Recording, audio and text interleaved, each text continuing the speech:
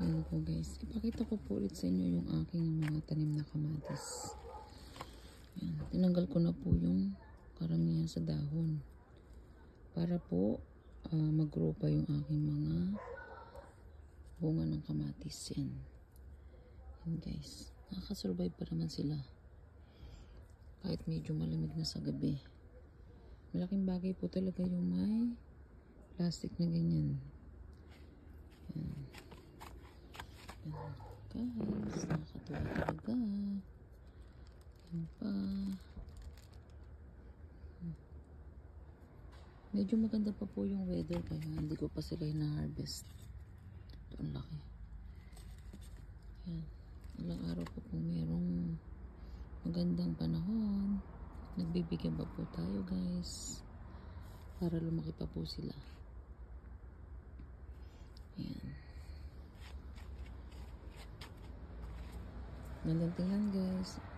Puro bunga na lang. Makikita mo. Konti na lang talaga yung dahon.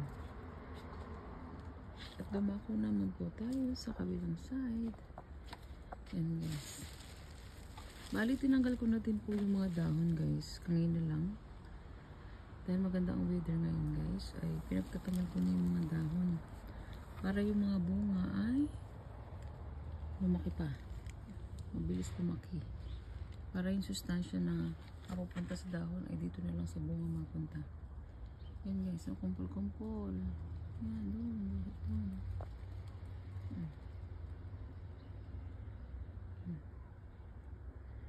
Ito, ang laki nito. Meron din sa taas. Yan. Yan guys.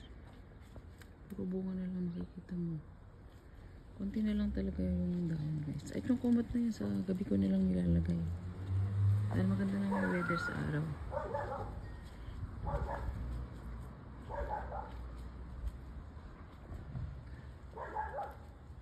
Ayan guys.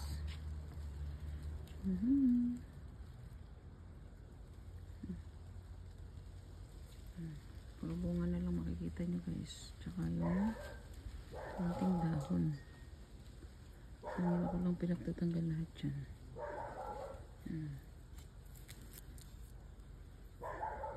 Laki na nito. Pag hindi po nahinog guys, ay nahinog naman yan sa loob ng bahay. Yan. Pero maganda pa naman ang weather, kaya talagang hindi ko muna pinipitas. Ayun, lumalaki pa naman sila. Laki nito guys. Oh. Ayan pa, nakatago lang sila. Ayan. Meron pa doon. Ayan.